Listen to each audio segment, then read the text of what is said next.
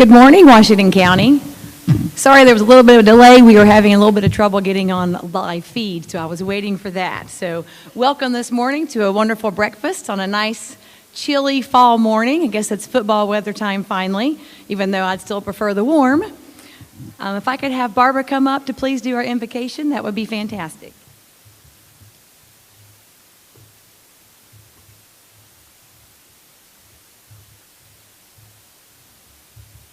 Let's pray. Father, on this crisp morning, we come together in this warm place where the fellowship is rich and the food is delightful, and we've come to give you thanks. Lord, my heart is filled with thanksgiving for the knowledge of your promises that are true, that as long as time remains, the seasons are going to change. And I thank you for this part of your world where seasons visibly change, and for the beauty of fall and the expectation of winter. So, Father, would you bless our fellowship time today, the food that we eat and the time we spend together. We give you thanks for it in the name of Jesus. Amen.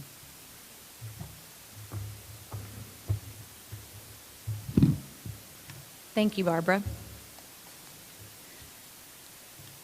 Just want to say thank you to Highlands Union Bank for our sponsorship this morning for breakfast, and they have selected Sheriff Fred Newman to be able to come up. I'd like to read just a little bit about Fred before we start. In 1973, Sheriff Newman graduated from Ferrum College with an associate degree in education. In 1975, he graduated with honors from ETSU with a degree in criminal justice.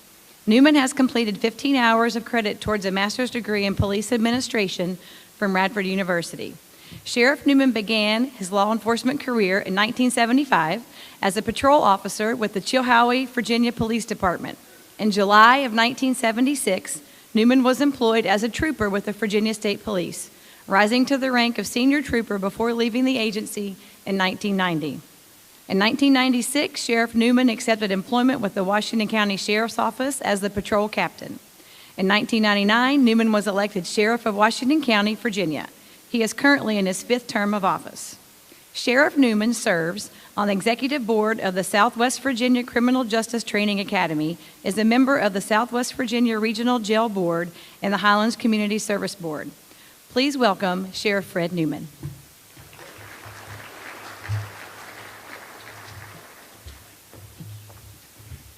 Good morning. How are you this morning? I want to do a brief bio of Major Byron Ashbrook, who will be presenting the program today, and it's going to be on personal security and business security. So we hope that you all will certainly enjoy the program. Major Byron Ashbrook has been with the Washington County Sheriff's Office since 2002. He began his career with the Sheriff's Office in the School Resource Division and was later promoted to detective. During his time in the Criminal Investigative Division, he rose through the ranks, serving as detective, lieutenant, captain prior to his promotion 4 years ago to chief deputy. He's a graduate of the 248th session of the FBI National Academy, as well as the 66th session of the Virginia Forensic Science Academy. Prior to coming to the Sheriff's Office, Major Ashbrook earned his bachelor's degree in biology with a minor in chemistry at Virginia Intermont College. Major Ashbrook also has a graduate certificate in criminal justice education from the University of Virginia. Again, we're going to be very informal with this. We're going to move on as quickly as we can because we know you folks obviously have to get to work. Any questions that you all may have, certainly feel free to ask them. Society's obviously changed from the standpoint of where we were at, say, 15 or 20 years ago. This was something probably, this presentation, you would have never had to have or been involved in, certainly. So things have changed from a standpoint of society, but I'll go ahead and introduce again Major Ashbrook, and again any questions you all may have, please feel free to ask. Thank you.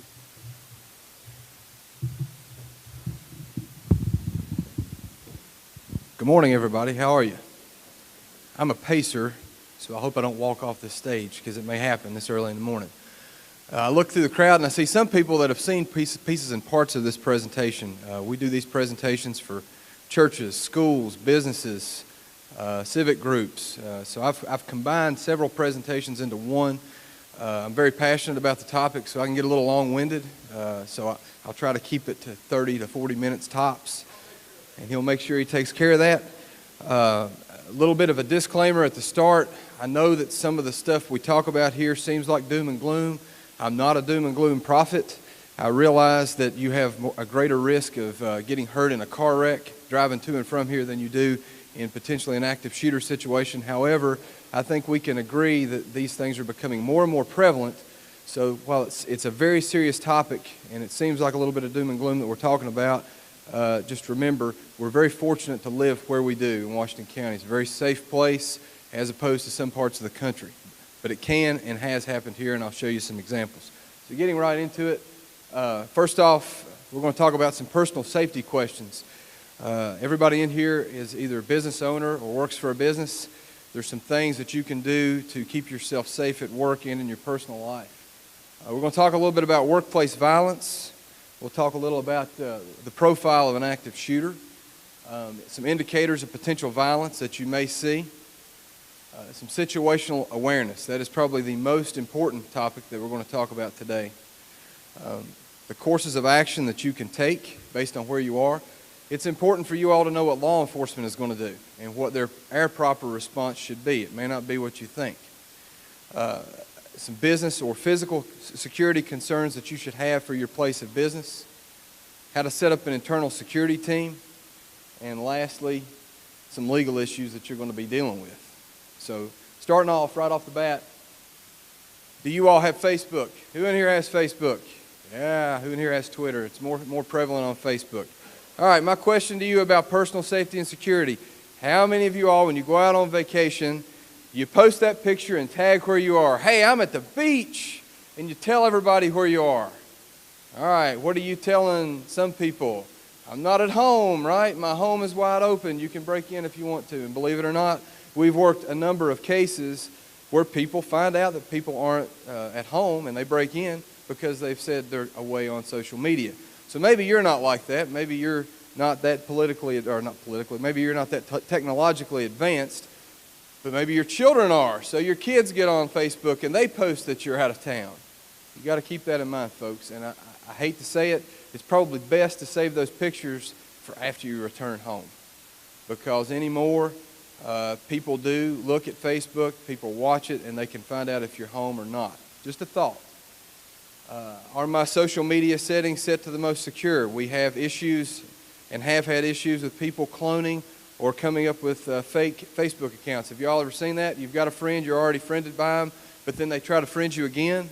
It's a cloned account, folks. So make sure that you have your social media settings at the most secure. Something as simple as vanity plates on a vehicle, okay? And it was I learned this at an early age. My father was a businessman in Bristol, had a contracting company. I had personalized plates when I was in college. Well, when I would go out, maybe at night to have fun or something, be out at 10, 11 o'clock, somebody that he knew in Bristol would see me out and would call him and say, hey, I saw your son out. How did he know it? Because I had personalized plates. Everybody knew my tags for DBA too. So I thought, daggone, I need to get rid of those vanity plates. But if you're, as a professional, again, you don't have to be paranoid and be that particular, but you may want to think about having vanity plates on your car. If you do have someone that wants to do something, it makes it a whole lot easier to pick your car out of a crowd. And you may be looking at me and saying, well, why would this ever happen to me? But you in the room may know someone that's been the victim, potentially, of, say, a domestic violence incident, where it's a bad breakup and somebody is after a significant other or something of that nature. They take things like this very seriously. Do you shred your personal mail and other information, or do you just throw it away? We do have dumpster divers, folks, that'll come in and go through the garbage. This is one, too, that you don't think about. How many of y'all, at night, before you go to bed or in the evening when you get home, you take your mail out, you put it in the mailbox, and you put the old flag up, boom, and you go back in your house? Does anybody still do that? Come on, be honest. Nobody does that? Well, good. Let me tell you why. And you probably already know this. Most of our bad guys sleep all day, right? They're out all night. So during the nighttime, they're driving around your neighborhood, and they see a mailbox with a flag up on it. What does that say? Hey, I've got something in here that's going out. So they open your mailbox, and they'll go through it, and they'll find a check that may have been written to Appalachian Power or somebody. And believe it or not, they can take white out. They'll white that check out, and they'll write Walmart in there. And I hope I don't offend anybody that works at Walmart if you're in the room, but we have cashiers at Walmart that take those. Okay? So keep that in mind, folks. I would deposit your mail either the morning that it's supposed to go out or in a secure postal box. Also, we're coming up on the biggest time of year for us with mail theft, and that's Christmas. Why is that? What does everybody send in the mail? Money and gift cards, right? We have a lot of mail theft at Christmas, in and around Christmas. Here's some more items of interest. If you are posting pictures on Facebook, that's all fine and good. Does your phone have the geotagging mechanism cut on? Again, this is a kind of a little secret. You may think, well, how do the police catch some of these bad guys? What are some of these search warrants they do for Facebook? What are some of the things that the police do to catch people on the run? Well, believe it or not, a lot of our bad guys are dumb, and they don't think we can track them. So they go out here, and they're running from us, and then they post a picture of themselves with drugs and money on Facebook to look big. Well, they'll think, well, I'm in a house. They can't tell where I am. Yeah, I can. I pull the picture down. I look at the metadata in the picture, and it has GPS location in it.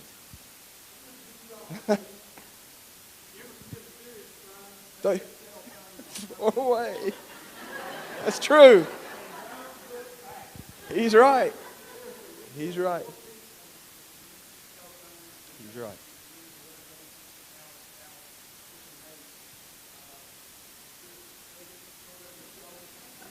And maybe they think that, okay, I won't make any calls on it, but I'll go to Wi-Fi and post a picture. Because these people, they can't help but make 4 or 5 different Facebook accounts. Trust me, folks. If you have your geolocation turned on your phone, and most of them don't know what that is, then I can pull up a picture, and I can pull the metadata up and tell you exactly where you were standing when you took it. So just a few things to think about for personal safety and security. Here are a few things about workplace violence. Obviously, the first person who may have come to commit it has no relationship to the workplace. They just walk in and they commit an act of violence. Secondly, you may have someone who has a perceived issue with the goods or services your business provides. So let's say you're Highlands Union Bank and you've made investments for somebody and they kind of went south. They're going to blame you, right? Even though maybe it's not your fault, the stock market took a turn or something else. So they maybe have a problem with your goods and services. Keep that in mind. Maybe they're the recipient of a service.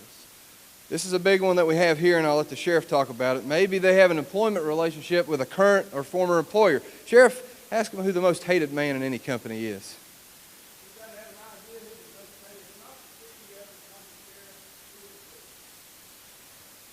Somebody said it over here. I heard it. HR. HR. Big time.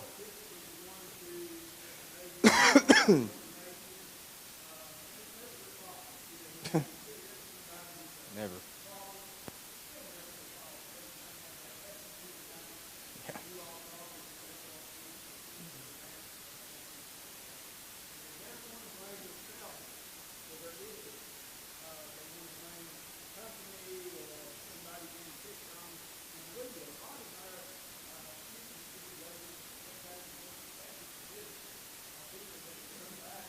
Yes. Yes. Yes.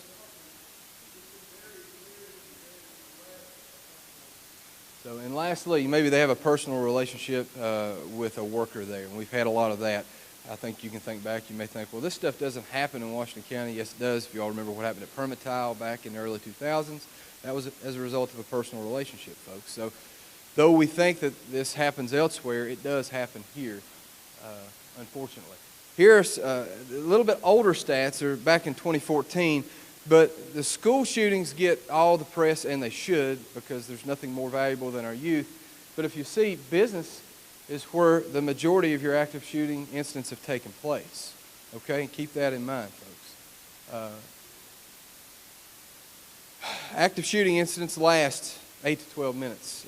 And there have been a lot of, it's sad to say we've had so many that we have an average now. I know a lot of people say, well, 1 to 2 minutes. No, most of them are anywhere from 8 to 12 minutes. I know Virginia Tech was 8 or 9 minutes. And you know, Columbine was probably 30 minutes or more because of a bad police response. We'll talk about that in a minute too. So 8 to 12 minutes. So think about it. What is your security? Do you have security, and do you have something that can withstand 8 to 12 minutes? Hopefully you're close to law enforcement, because normally the bad guy does what? He's either killed by law enforcement or oftentimes will commit suicide prior to law enforcement getting there. The best way to stop it is for people on site to take action, and that's by having a plan. We can talk about that too. Common myths about an active shooter, they'll say, and they say on the news all the time, and this is part of what I blame for why it happens, is because news media, when we have an active shooting event, what do? You turn on Fox News, you turn on CNN, it doesn't matter what your flavor is, they talk about it for 24, 48 hours, sometimes a week. I know after Las Vegas, that was all that was on for probably a week and a half. And they'll start off by saying it's out of the blue. They'll start off by saying, we never saw it coming. They'll start off by saying, he just snapped. But let's go back to the shooting in Las Vegas. Has anybody here been to Las Vegas? I'm sure you probably have. All right, now, those casinos can tell you if you're counting cards, which is not an easy thing to catch. Those casinos can tell if you're operating in a coordinated effort to kind of pull one over on the casino, right? But they couldn't tell that a man carried 40 weapons up to his room and ammunition. What are they watching, folks? Are they looking out for the safety of the people in the hotel, or are they looking out for their own safety and for their own financial well-being? So he didn't just snap. I think as they looked, he had a lot of personal problems. I believe they even said he'd planned to do this prior. And if you look at all these active shootings, they all had breadcrumbs along the way that should have been spotted. Oftentimes, they've had contact with law enforcement. They've been reported, and either nothing was done or nothing could be done. So keep that in mind. They'll say most situations will resolve themselves after a cooling off period. Here are two examples that both had cooling off periods. The one on the top right is the shooting that involved the WDBJ anchor and cameraman. The shooter had 2 years. 2 years he had been terminated prior. Again, an HR issue, but he manifested his hate and disdain for 2 years and then came and took out his vengeance, for lack of better terms, on these two while on an overlook in Franklin County. The ones below happened right here at home, folks. We won't get into the details because I'm sure it's personal for a lot of people, but he had been arrested 2 weeks prior and served with a protective order and had a no-contact order. He didn't cool off, folks. It got worse, so keep that in mind. They'll say violence is random, spontaneous, and unpredictable, but unfortunately, we have 20/20 hindsight.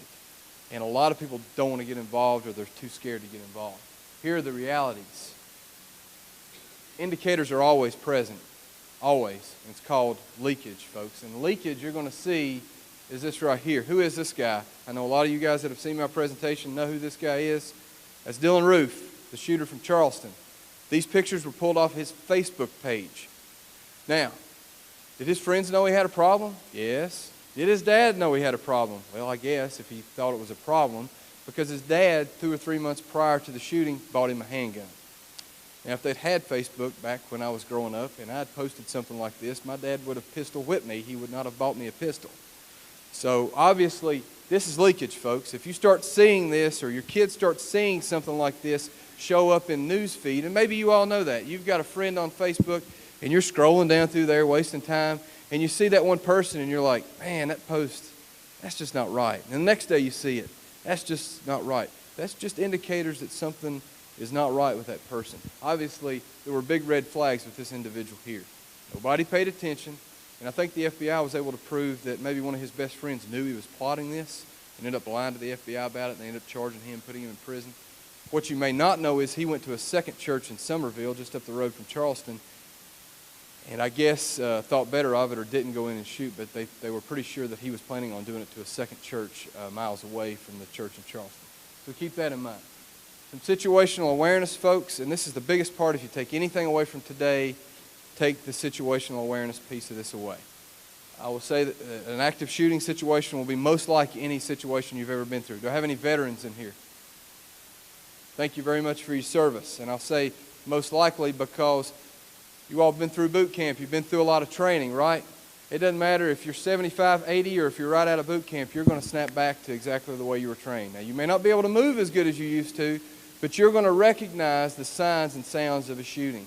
You are, okay? And having been involved in multiple ones myself, and I know the sheriff's been there too, it puts a lot of strain on the body. We're going to talk about that in a second as well. How many of you all, and I know the ones that have seen my presentation know me talk about this man right here. I try to bring up heroes. It's the way they live on forever.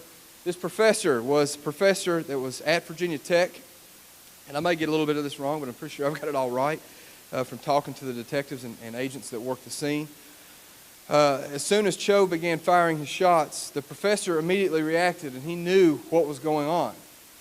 He went to the door, he locked the door, he fashioned a mechanism to keep it from opening because I don't think it had an actual lock on it.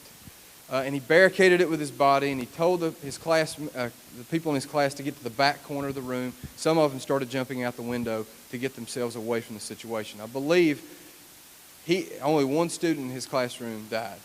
He died. He was shot through the door, but only one other student died. Everybody else lived, as opposed to some of the other classrooms where they had a lot of fatalities. Well, a lot of people ask, well, how did he know that this was going on? He was a Holocaust survivor, folks. Situational awareness, I'm sure, was bred into him at an early age, and he knew what an active shooting was, and he reacted very quickly. Because of his reaction time, a lot of lives were saved. So we keep that in mind. You have to take, if you're in a leadership capacity at your place of business, you have to take direct responsibility for the personal safety and security of the people and your staff. Have a plan, folks. What can you expect of yourself during an active shooting? Well, number one, you're going to start hyperventilating. Number two, you're going to have an accelerated heart rate. Number three, you're going to have an adrenaline rush. You're going to have a loss of peripheral vision or tunnel vision. You're going to have diminished hearing and a heavy deterioration of fine motor skills. Why do they send you all through boot camp?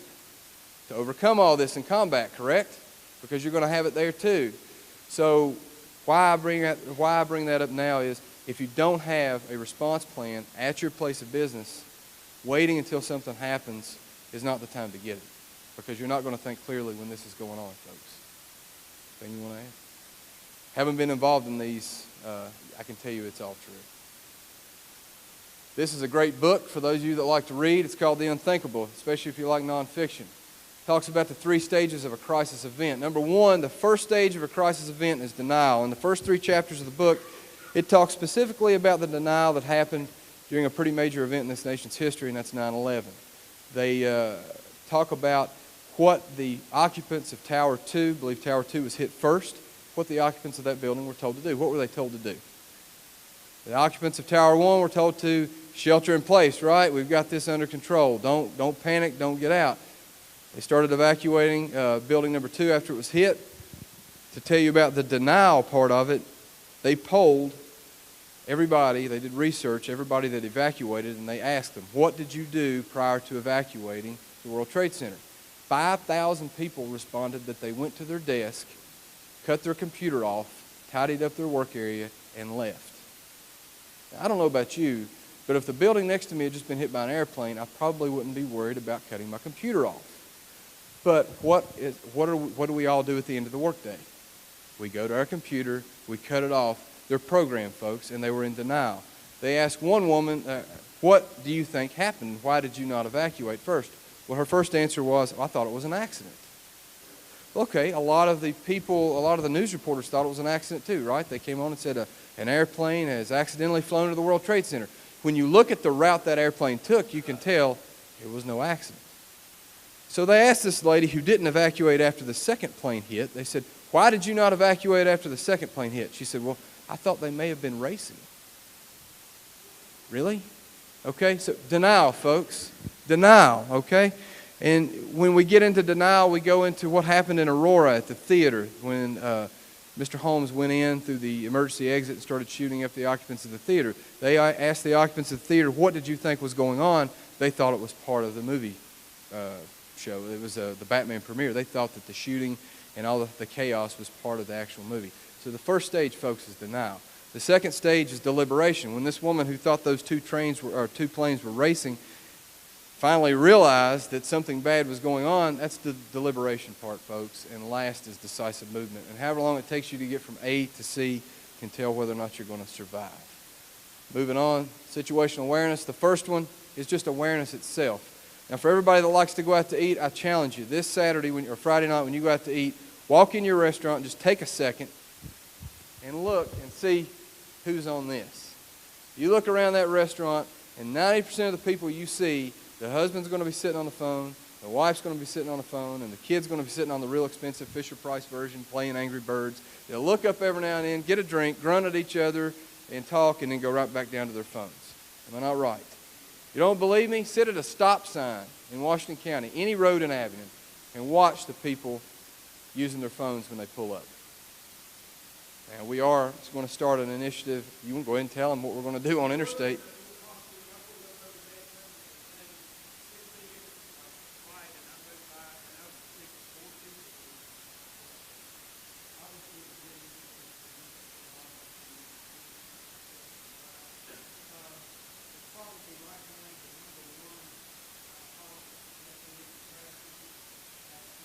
Absolutely.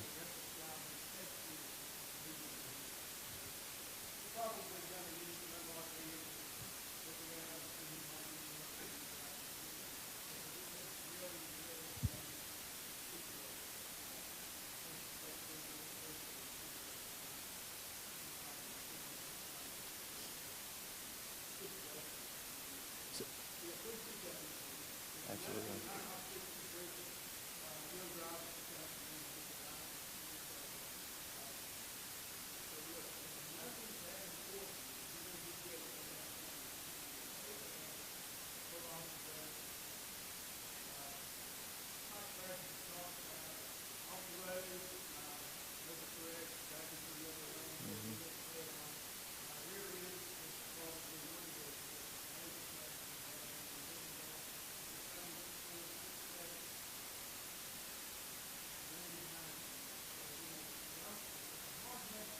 It is. The biggest excuse we get, and it's hilarious, because you'd think we could write more tickets than this than we do, and we do write quite a few tickets, but 9 times out of 10 they'll say, well, I was using GPS. I wasn't texting. Okay, where were you going? Bristol. I live in Abingdon. How long have you lived here? My whole life.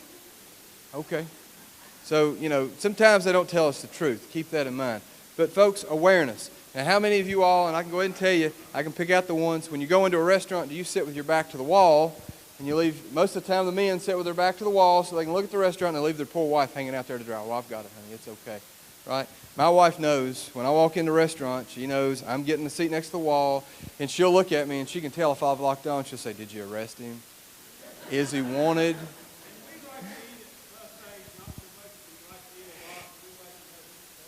It's already out.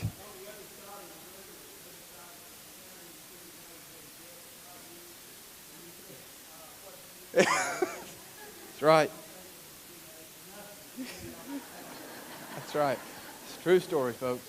So, but the biggest part of it, folks, is awareness and just simply being aware of your environment and where you are. I think we sometimes get into a lull and we don't think about that and we don't have a plan. Number 2 is preparation. And talking a little bit about preparation, and I love phones. They make life a lot easier in a lot of ways, but they can really hurt you. Because when I was younger, and I was 9, 10 years old, we'd go to the Bristol Mall. My dad would say, okay, if you're going to the gold mine or the tilt, we're going to meet back right here. If anything happens, we're going to meet back right here. And if something that bad happens, go back to the car. No question where we were going to meet. No question what time I was supposed to be there, and I would wear a watch. Now it's, if you separate, you're shopping somewhere, you'll say, well, when I'm done, I'll text you. Well, if something happens, I'll call you. Okay, if something happens, folks, are you going to be able to use your phone if you're going through all those hyperventilation, loss of fine motor skills, number 1. And number 2, I can guarantee you if something happens, the cell phone tower will probably be overloaded, and you probably won't be able to use your phone very well. The cell phone towers can only take so many calls and handle so much, and I know in Glade, they were overloaded real quick, and the people were not able to communicate. So what I can tell you is go back to the old-fashioned way, have a plan. Talk to your family about what to do in the event of an emergency, where you're going to go, where you're going to be. It's simple. Don't always rely on technology. Same thing goes for at work. In rehearsal, that's just in your mind. Do you ever just run scenarios through your mind on what you would do what would you do in a certain event? I know everybody in here has probably thought, well, if somebody breaks into my home, I'll do this. That's, they'll think about that. But think about what you're going to do if you're in a public place and something happens, okay? Because when the moment of truth has arrived, the time for preparation is definitely past. A few things about awareness. We've gone over this. Predetermined mindset will definitely help you take rapid and effective actions. Preparation, look at your environment through the lens of survival and do whatever it takes to survive, folks. The bad guys doing rehearsal, the bad guys doing this all the time. They're thinking their plan out. You look at Columbine, those guys were thinking and planning and plotting for months and weeks prior. to doing what they were going to do. And I'll let the sheriff tell you what the big mistake was in Columbine and how law enforcement has improved a great deal since then.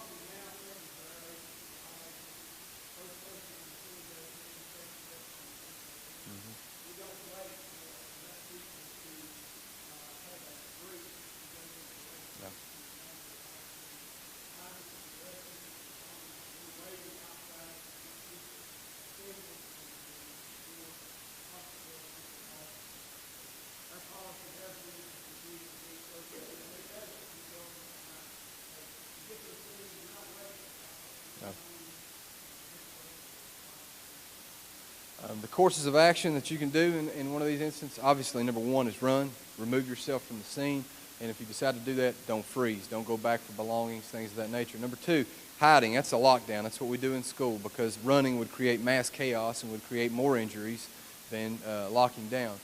You may not be able to run. You try to find well-protected, well-secured areas. Look in your office, see what you can barricade your door with or maybe hide behind, things of that nature, and avoid areas that may trap you. And lastly, that's when you fight, guys. And when it's time to fight back, take an active look around your office, because I know most of you probably can't or won't carry firearms as your daily in a concealed manner at work, and that's totally fine. But you have tons of options available to you. Most of you all have fire extinguishers in your building. You have chairs. You have anything you can use to fight back, fight back. And when you do, don't think twice about it, guys. Something that I've lived by is I'd rather be tried by 12 than carried by 6. If I'm in a life or death situation, you're going to know it because you're not going to ask yourself. And when you do commit 100%, kind of like this lizard right here. If he's not committed, he's going to be dinner.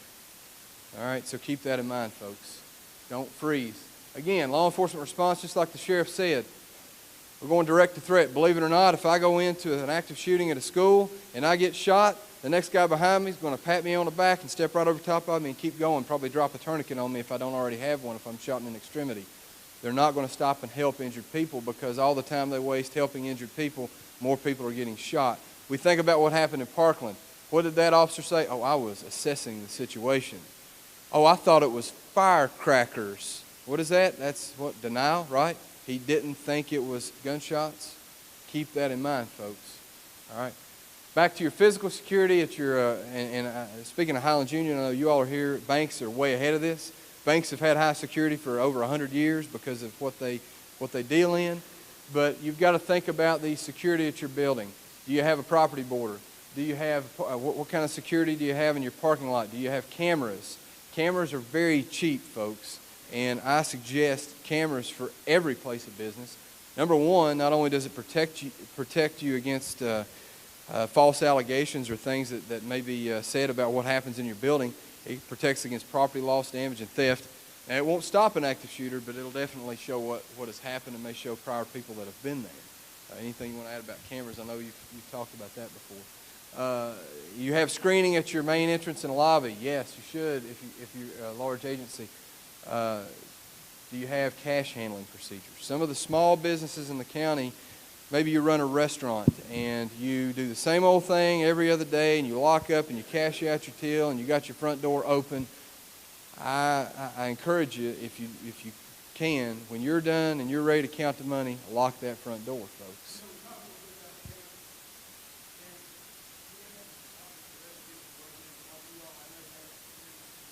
Oh, it's great.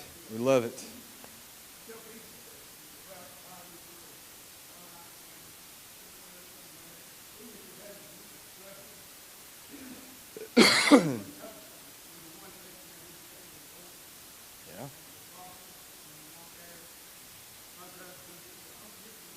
Yeah.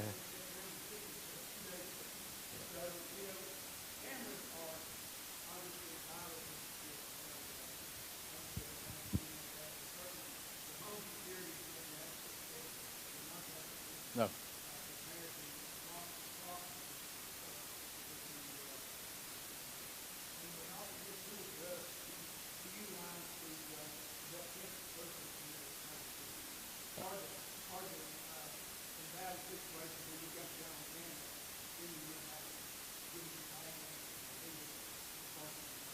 and I know it's about time for us to do it again. We go around 3 or 4 times a year to every gas station to make sure their cameras are working.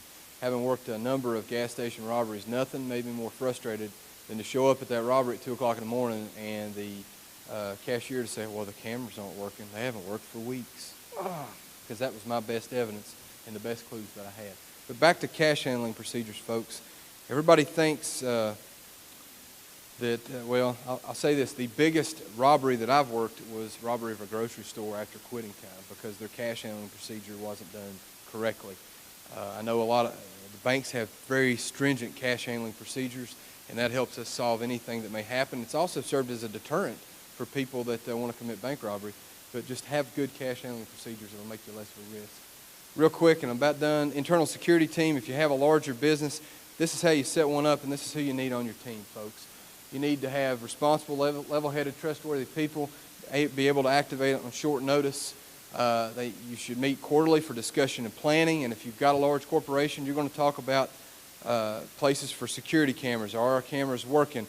Problem people in the company? Are there domestic issues at home? Are we receiving threats? You can talk about everything. Now, it's not a gossip session, so you need people that are responsible and level-headed, but it's a good time to meet and talk about any security concerns you may have. And if you have any, we at Sheriff's Office will be more than happy to help you. If you've got a problem customer that comes in and is creating a lot of problems and you need a picture, maybe, we can pull a picture for you and give it to you from DMV, et cetera, et cetera. I could go on and on about this, but this is every large business should have an internal security team to talk about issues, folks. Some laws in Virginia, often lawsuits involve negligent hiring. Are you as a business doing a proper background check on people you hire before you hire them? All right, why did they leave where they were before? Negligent retention. Is your supervision doing what they're supposed to be doing and enforcing your policies and procedures, or are they just slapping them on the back saying, oh, it's okay, we'll worry about it next time?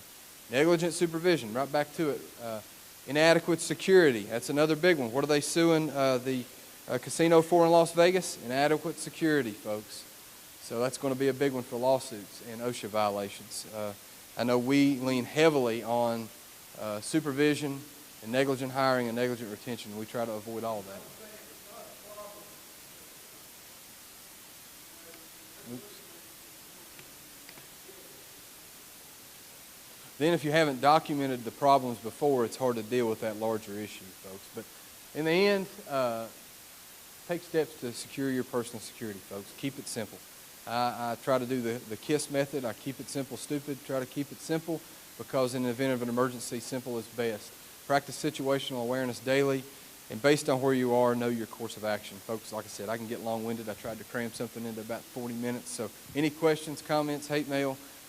We've done presentations for churches, any kind of civic group. If you need us to come and speak, we can about a variety, a range of topics. So we do. First Saturday in every month.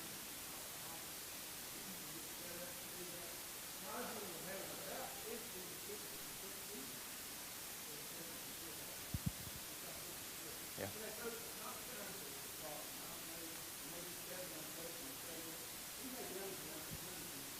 Agree.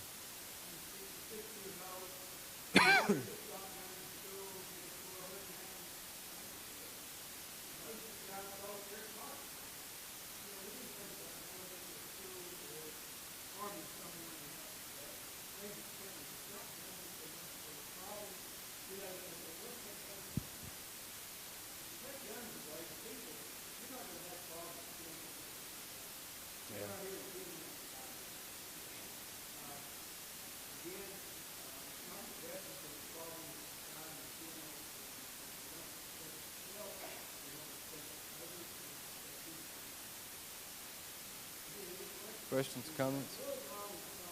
Sorry about that. Okay. Thanks, guys.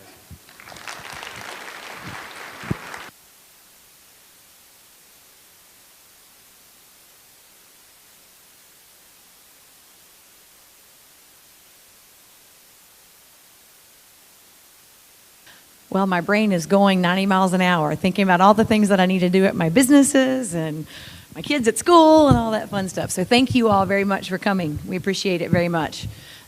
Makes us all think about It just brings it more closer to home, I think, that we all need to be more vigilant and aware of what goes on. And as business owners, to be more aware for our staff. And I know, a lot of businesses still collect cash. A lot of agencies further away, Fairfax, I'm an Allstate agent, a lot of them do not do cash anymore, but other offices, oftentimes do. So just something to think about. So thank you all. We're going to take a little bit of a break, get your business cards out. I'm going to have you stand up and do the business card exchange. So I'll give you just a second to get those out if you brought those with you. And then we'll come back and do door prizes and just finish the rest of our program. So stand up, get moving. You got about 5 minutes.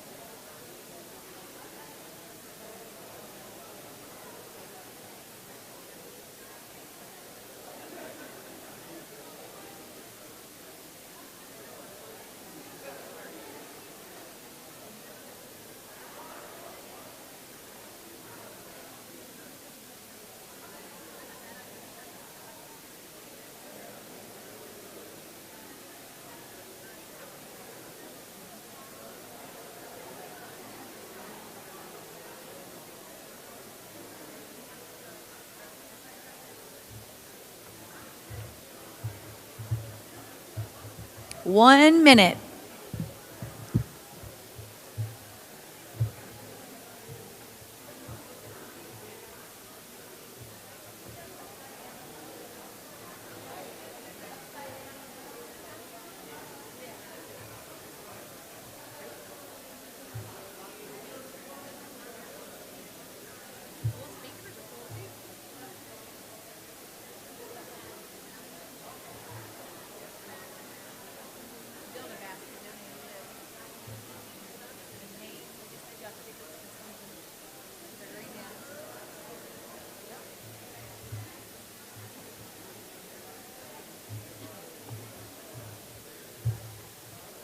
If everyone could start finding their way back to their seat, we'll finish our program this morning. Thank you.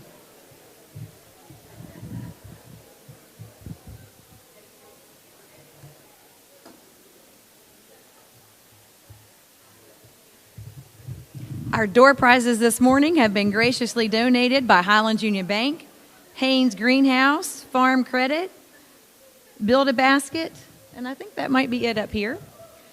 And of course, a special thank you to Highlands Union Bank for sponsoring our breakfast and the Higher Ed Center for allowing us to have our breakfast here. Okay, we have 22 door prizes, so we're going to try to do these as quickly as we can. Ladies, if one of you will come up and draw some cards. He's going to do them quickly, and we'll just get going. Just do 22.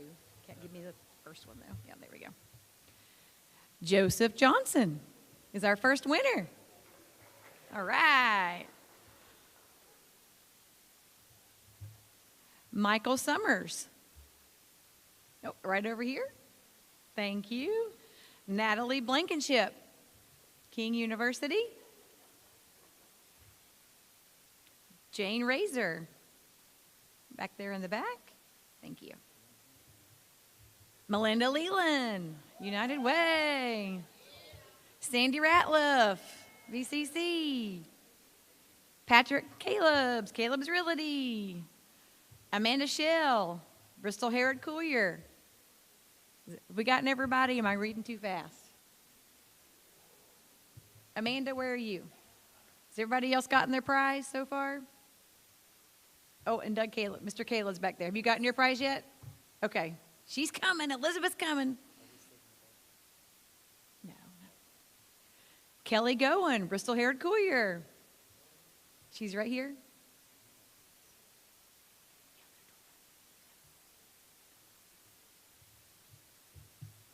Lori DeGroat, I guess I said that correctly, right back there. Sorry, I got carried away. I was reading so fast. I apologize. Abby Mosley. I'll pause in between. Alfresco Lifestyles, Becky Nelms.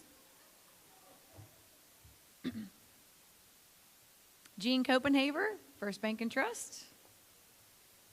He's right over here. Robert Weatherly, Peak Physical Therapy, in the back.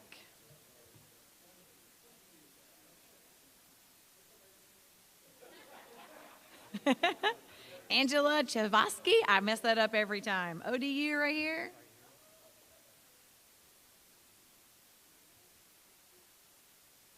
Victor Rislet, I guess. Did I say that correctly? I apologize, Victor.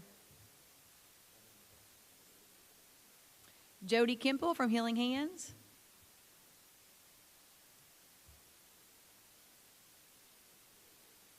Larry Lisk from Mountain to Ocean. Right in the back there. Santana Fields. Sam's. Nope, right over there. And is that all the door prizes except for the last one right here? Deborah Sproles. She's gone. Connie Greer from Sam's. There we go. Thank you all very much.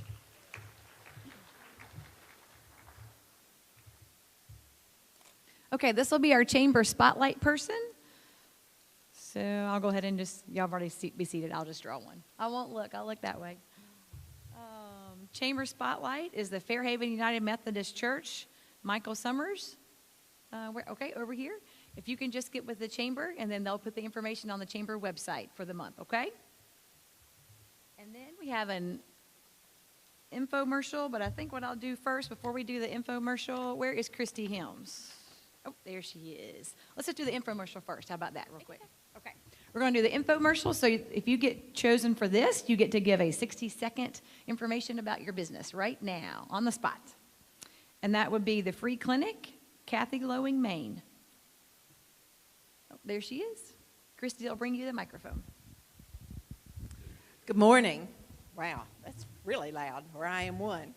I represent the Mel Lehman Free Clinic, which is located in Marion, Virginia, on the campus of Emory and Henry College of Health Sciences. But we serve Washington County, Smith County, and Grayson County. Any community member that is uninsured can come to our clinic. We have medical care, dental care, and behavioral health. We also help with prescription assistance. About $4 million last year was provided in medications for patients who could not afford that care. We have telemedicine through the University of Virginia, where patients can sit in our clinic and see a specialist at UVA and not have to travel that 4 hours. We are available. Patients can call us, come fill out an application, and we are more than happy to serve. Our hours are 8:30 to 7 p.m. Monday through Thursday, and 8:30 to 5 on Fridays. Give us a call if you know someone that needs us. We're more than glad to help. We're a nonprofit agency and depend on donations from our community and from agencies and fellow donors. Thank you.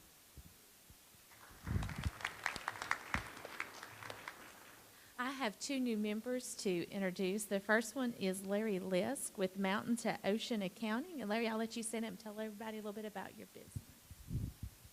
Hi, I'm Larry Lisk, and my business is Mountain Ocean Accounting Services. I do bookkeeping and accounting for small to medium-sized businesses. I help them set up their accounting systems and their computer systems, and in some cases, I actually do the bookkeeping for small businesses.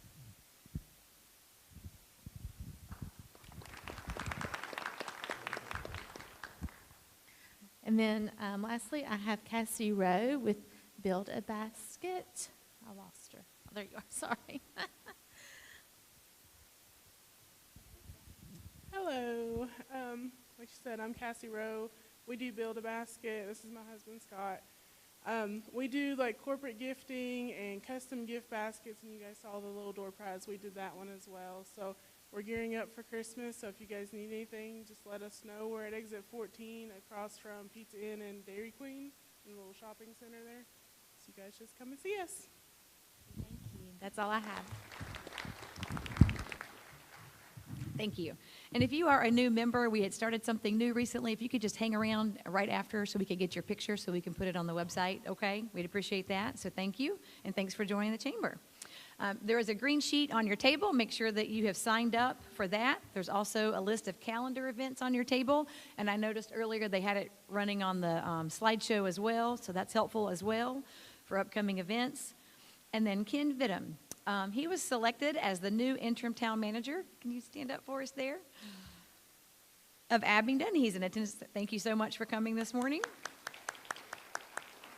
He was a longtime town manager of Parisburg, Virginia. He graduated with a degree in city management from ETSU. So thank you so much for attending our breakfast this morning. Upcoming events. The 25th Annual Women in Breakfast Conference is set for Thursday, October 23rd at the Southwest Virginia Higher Ed Center. Conference is from 8:30 to 2 and cost is $25. There's a free lunch and learn hosted by Saratoga Technologies and the Washington County Chamber Information Technology Committee held at the Southwest Virginia Higher Ed Center on November the 6th from noon until 1:30. Complimentary lunch is served at noon. The Washington County Chamber will host the 32nd Annual Southwest Virginia Legislative Breakfast and Forum for 2018 on Monday, December the 3rd, so mark your calendars. It will be held here and registration begins at 8 a.m., and sponsorships are still available for that. Contact the Chamber office if you're interested in being a sponsor or for further information for the legislative breakfast. Barry Fireball, did you have anything with Leadership Washington County?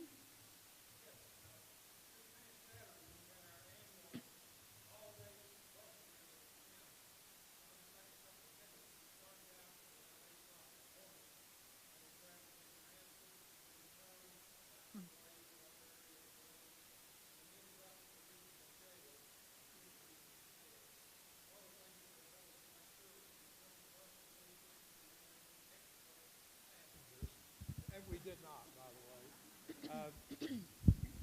Okay, I guess it's on, anyway, it sounds like it. During the day, we met with Jason Berry, our county administrator. We met with 2 of our board of supervisors. We met with 2 of our mayors. And at Green Cove, we met with a representative of the Forestry Service who gave us a little history of Green Cove. And as I mentioned, we toured the toured the regional jail, and we toured the Arts Center in Damascus. And the one suggestion we had from most of the participants who had not been on a school bus for 25 or 30 years, that we only have 1 bus trip a year. Okay. Nancy is next. Nancy Fireball, the Technology Committee seminar announcement. Right, you've already done a great job. There's a flyer on each table. It's here at the Higher Ed Center, room 240, on November the 6th, and I'll be sending out an announcement with the electronic link. Thank you. Sandy Ratliff with New Knowledge and the Business Challenge update. Good morning, everybody. It's that time of the year. We're planning our 6th annual Washington County Business Challenge. I'm pleased that we now have $32,000 this year. It's our largest to date, and this is a true community-sponsored event. Thanks to the leadership from Washington County and the town of Abington, and also some private sponsors. Highlands Union Bank, thank you. We have an exciting program ahead, so if you know someone that's wanting to start a new business or that has an existing business that is looking to expand, this is a great opportunity. It's 6 weeks of courses. You learn about starting, growing, marketing, financing a business, but also you're going to be submitting a business plan and pitching your business idea, and you could win a $5,000 prize for startup or existing, or some second place prizes, as well as some in-kind services. Also, a little plug for our New Knowledge. This program is still continuing with well ahead. We just had a great course yesterday with Josh Mancuso, who is an actor and videographer, did a session on the 5 videos you should be creating. These are free every other Wednesday at the Virginia Highlands Small Business Incubator. If you're not taking advantage of these, do so, but if you've missed them and you want to catch up, you can go to our YouTube channel at youtube.com/New Knowledge, and there's probably close to 100 workshops on there that can help you in building your business skills. So take advantage of that. And that's it. Thank you. Abington Convention and Visitors Bureau.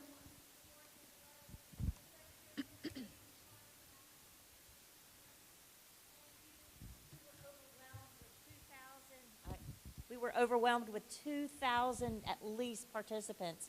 We'll be repeating this next year, but thanks to all the sponsors and thanks for all of you who dressed up in your 80s shoulder pads and came out and celebrated with us. We are gearing up for January Jams that will take place in Barter Theater for the 3 weekends after the first of the year at Barter Theater. This is a great opportunity to hear Grammy Award winners and up-and-coming artists, so stay tuned for that announcement. And Barter Theater announced yesterday that they're moving their Appalachian Festival of Plays and Playwrights to January. So lots going on. Don't leave town in January. Stay here and have a great time. And next weekend, we welcome the Komen Walk. This is a first ever event for Abingdon. Susan Mull, I was sitting beside her earlier today, and she said that the Komen organization had a lot of choices of where to take this walk, and that Abingdon has been a very hospitable place and welcoming place for them to do this. So they'll be in town next weekend. Thanks for all you do to support Abingdon. Thank you. Thank you. please call the chamber office, excuse me, if you would like to donate door prizes for upcoming breakfast meetings. And the November breakfast will be held on Thursday, November the 15th. It will be sponsored by First Bank and Trust. And on behalf of the Washington County Chamber and the Chamber of Commerce Board of Supervisors, not Board of Supervisors, probably them too, but the Board of Directors and Chamber staff, we would like to thank you for your continued support. Hope you have a fantastic day. Thank you.